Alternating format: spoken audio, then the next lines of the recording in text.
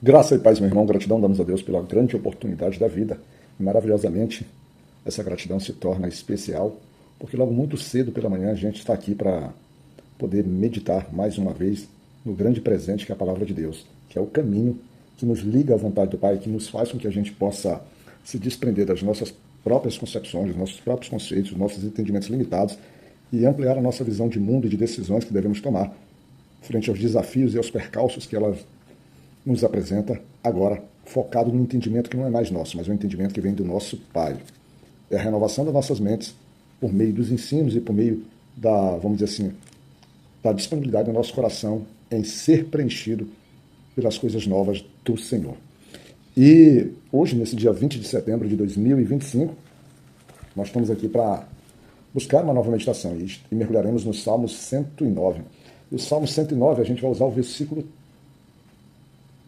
4 e 5, para que a gente possa desenvolver o nosso devocional, a nossa mensagem, aquilo que o nosso Pai tem colocado no nosso coração, até mesmo para que você possa meditar, para que você possa buscar entender. Vá que, de alguma forma, a minha percepção pessoal, o meu entendimento limitado, possa, às vezes, tentar cessear a própria ação do Espírito Santo que eu tenho buscado para a minha vida, mas aí você escutando, aí você já se desenvolvendo, você já envolvido, você perceberá melhor, você conseguirá, vamos dizer assim, não vou dizer que rebater, mas você conseguirá aperfeiçoar a mensagem, você, inclusive, poderá me auxiliar numa interpretação mais adequada, né, dizendo para mim, ou chegando a fazer para mim a percepção que como o Espírito Santo poder destruir as falhas que eu possa ter cometido na mensagem.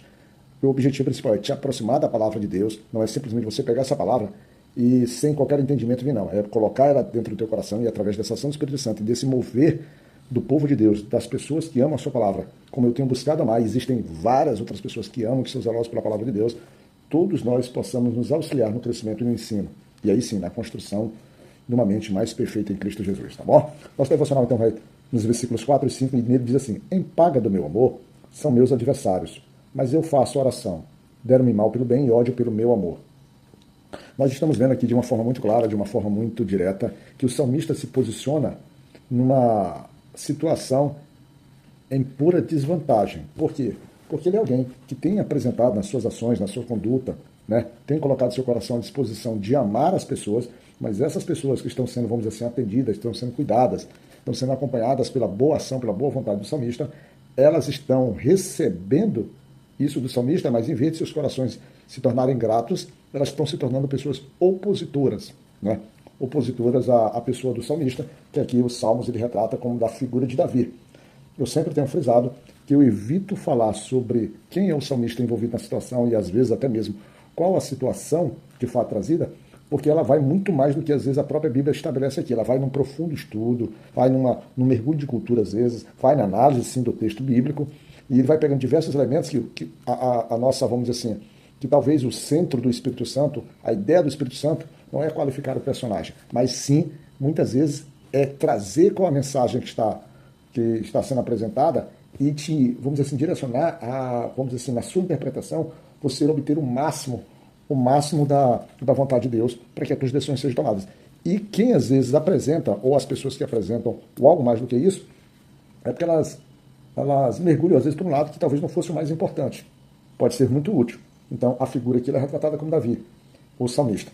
Então, nós temos que esse salmista, ele é uma pessoa generosa, mas recebe como, vamos dizer assim, pagamento ou uma contra-resposta completamente negativa, fazendo com que o coração, primeiramente do salmista, ele se torne em tristeza. Mas o pagamento, que seria a ingratidão, ele vem acompanhado, segundo o salmista, vem acompanhado de ódio.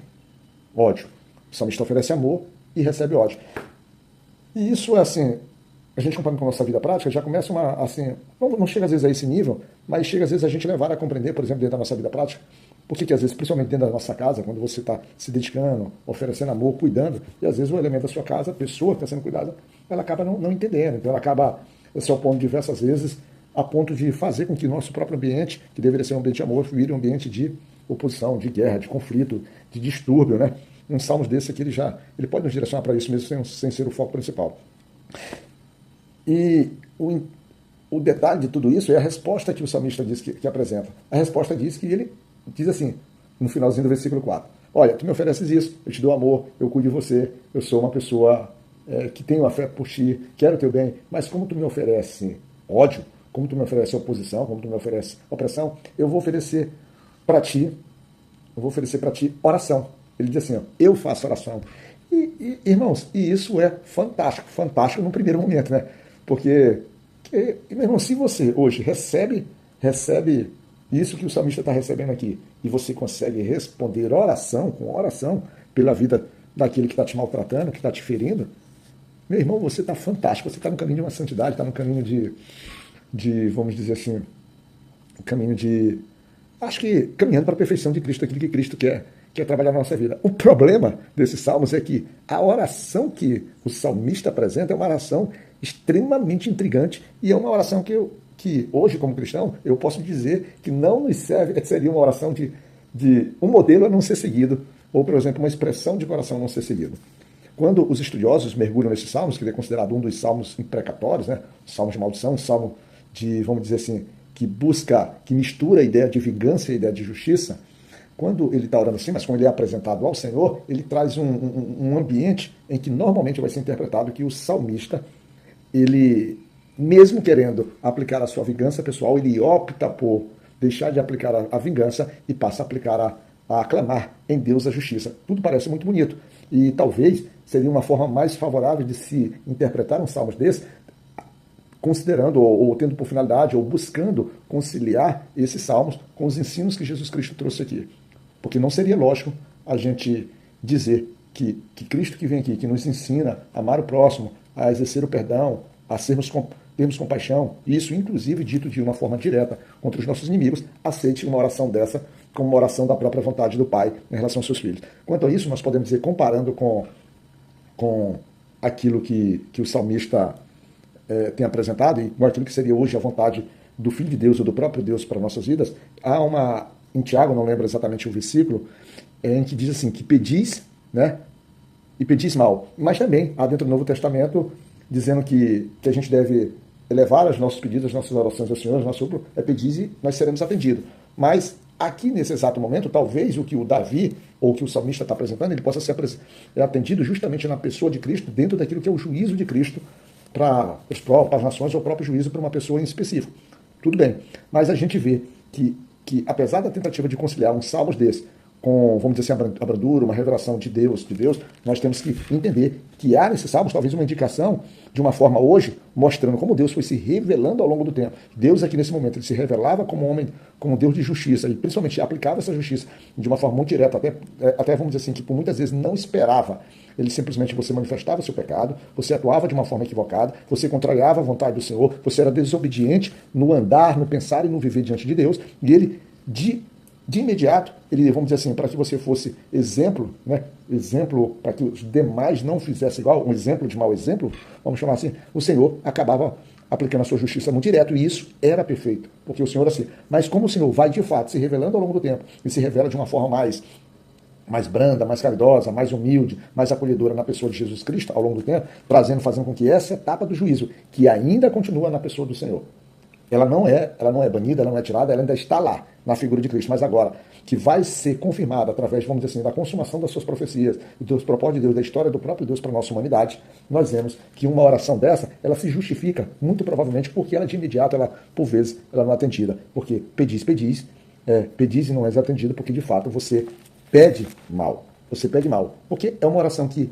na sua essência, ela traz que o coração do homem, ele está pegando o seu desejo de vingança e transferindo para a justiça de Deus.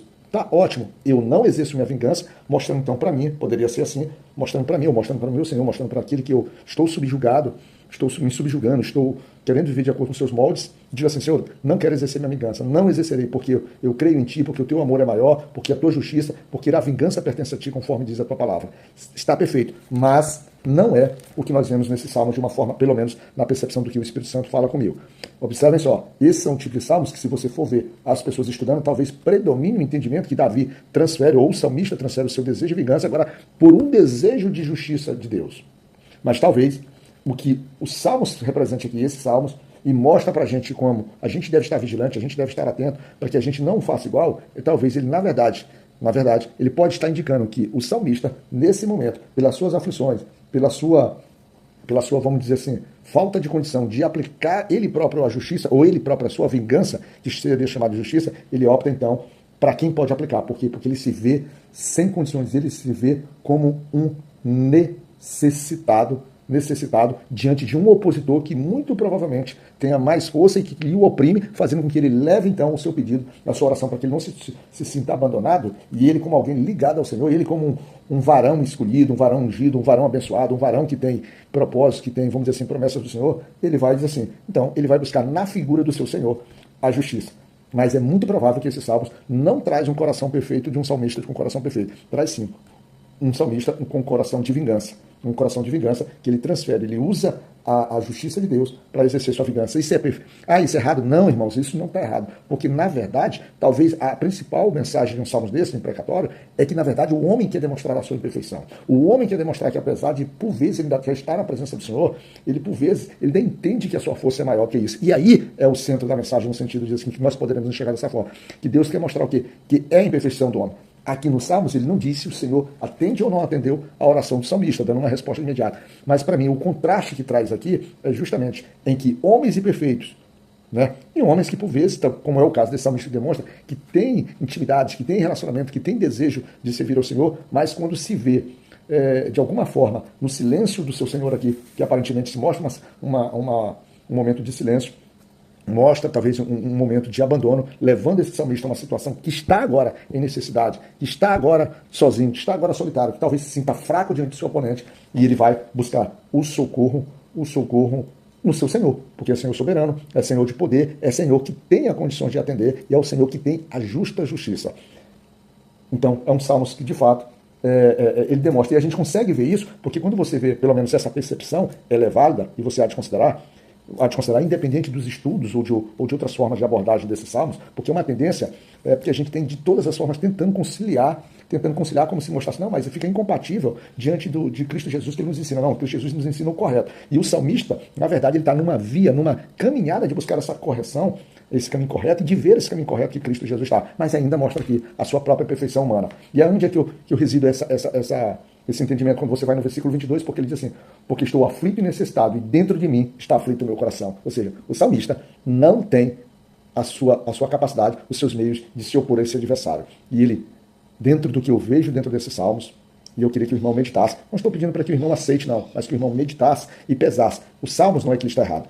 Há uma relação de sinceridade, há uma relação de verdade, há uma relação de submissão do salmista, que é o seu Senhor, que é o Senhor Jeová, o nosso Deus. Está tudo perfeito. E a perfeição real aqui é justamente ele demonstrar essa sua imperfeição, ele demonstrar essa sua fraqueza, e aí ele apresenta o seu pedido, apresenta o seu clamor ao nosso Pai, ao nosso Deus, é a quem ele de fato ele tem. Só que dentro de um tom que nós, como cristãos hoje, não devemos e não podemos apresentar para o Senhor. Talvez não fosse nem o desejo de Deus, talvez aqui não tenha resposta, porque ele se coloca como servo, ele se coloca como alguém verdadeiro, e ele diz que ele está sendo o que ele está sendo. E o melhor de tudo isso, e o que parece ser justo na visão do salmista, e talvez seja de fato justo, porque quando a gente vai lá no versículo 16 desse mesmo salmo, agora comparando a visão de quem é o opositor, de quem é o transgressor, de quem é o inimigo do salmista, ele diz assim, porquanto, se não lembrou de usar misericórdia, antes perseguiu o varão, aflito e o necessitado, como também um quebrantado de coração para o matar, porque o salmista está nessa posição, então é um perseguidor.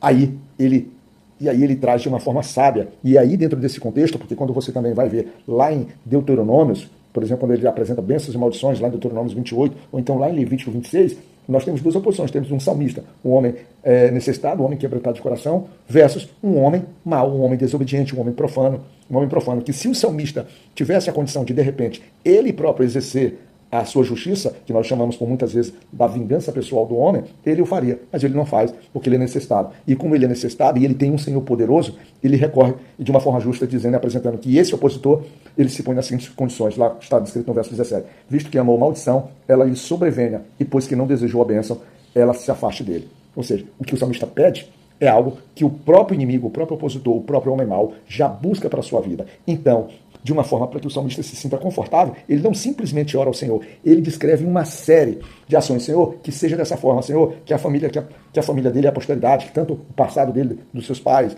e quanto que ele faz, jamais seja esquecido, que eles sejam destruídos, que eles sejam banidos, que a memória deles seja tirada dessa terra, que seus filhos sejam órfãos, Pai, que eles sejam condenados, que eles sejam mendigos, que eles sejam necessitados, que o credor lhe exija tudo quanto tem, que eles sejam despojados dos seus bens. Você vê, não é alguém que simplesmente entrega nas mãos do Senhor e diz, Senhor, o meu inimigo se opõe contra mim, o meu inimigo me persegue, e eu sou necessitado, como o próprio salmista diz assim, lá no versículo 2, que ele diz assim, pois a boca do ímpio e a boca do fraudulento estão abertas contra mim, tem falado contra mim com uma língua mentirosa.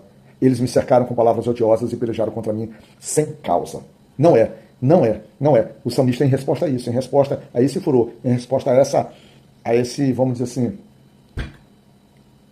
em resposta a essa dor profunda, o salmista, ele traz o seu desejo de uma forma muito bem detalhada. E como se quisesse dizer, Senhor, para que a justiça seja feita, tem que ser assim. E é só tu que pode aplicar, porque eu não posso. E a gente poderia, para que você possa pensar um pouco sobre isso, eu poderia, já que o salmista aqui ele é retratado como Davi, você poderia lembrar, a gente não vai falar, porque já está longo o nosso devocional, você poderia pegar, por exemplo, aquela mensagem, aquela história de Davi contra Nabal. Lá no tal, acho que 1 Samuel 25, Davi contra Nabal, em que Davi, quando ele é desrespeitado por Nabal, que Davi manda os seus homens até Nabal, lá, até os homens, e que os homens de Davi lembram todas as benesses, que eles praticamente faziam uma muralha de proteção para que Nabal, um homem de posse, fizesse suas colheitas, fizesse todos, conduzisse seus rebanhos, e os homens de Davi nunca se levantaram contra Nabal, fazendo com que o próprio povo de Nabal, os próprios homens de Nabal, olhassem o povo de Davi como alguém de bem e que merecia ser gratificado vamos dizer assim, pela bondade que eles faziam e sem nunca ter cobrado nada. Mas quando Davi se coloca aqui, que Nabal se recusa, e muito mais do que recusar, Nabal praticamente trata de forma desprezível Davi, que essa informação chega. Você vê qual foi a resposta que Davi teve? Davi, ele coloca os seus homens e se vai em direção à casa de Nabal. E ele vai para extirpar Nabal e para tirar completamente a sua casa da face da terra. Mas aí entra uma personagem chamada Abigail, que vai fazer toda a diferença no cenário. E aí o que é interessante? Por que eu trago essa história? Porque você considerar agora, talvez, comparar com aquilo que eu disse. Nesse caso de Abigail, Davi tem todas as condições de aplicar aquilo que ele chamaria de justiça, que nós conheceremos como vingança, porque ele foi desprezado por um homem. E ele não faz, porque Abigail, semelhantemente aqui em oração, ele percebe ali com seu coração agora verdadeiramente que a vingança pertence ao Senhor e a sensatez. E assim o Senhor o faz 10 anos depois sobre a vida de Nabal. Então, meu irmão, fica na graça de Deus Pai Todo-Poderoso, coloca assim as tuas orações diante do Senhor, coloca verdadeiramente, exprime os teus sentimentos, mas quando tu buscar a justiça de Deus, simplesmente diz, Senhor, esse meu inimigo, tu bem sabes, esse meu inimigo tem me oprimido assim, ele tem mentido contra mim, ele tem não sei o que, ele tem me amaldiçoado. O meu coração, Senhor, o meu coração humano tem desejado que ele seja chipado, maltratado, tolhido. Esse é o meu coração. Mas, no fundo, não deixe que os meus sentimentos, eles possam perpetuar sobre a tua vontade. E aí sim que a tua justiça, Pai, da forma e na medida que somente tu és justo, possa ser aplicado à vida desse. Mas se puder, socorre, Pai. Socorre e faz com que ele também possa habitar na tua casa. Muito obrigado, Pai, que a minha família esteja na tua mão, que seja guardada por ti, e que o irmão que ouviu esse devocional possa se sentir inspirado, e possa se sentir motivado, e possa se sentir, nesse momento, estimulado a buscar em ti todas as respostas para a vida dele, e que nesse momento, se ele ainda não entregou a vida dele a ti como Senhor e Salvador, que ele assim o faça. Eu creio que ainda hoje, se você, meu irmão, ainda não é filho de Cristo Jesus e simplesmente criatura, a tua decisão será tomada hoje e haverá festa nos céus. Que o Senhor nos guarde, meu irmão.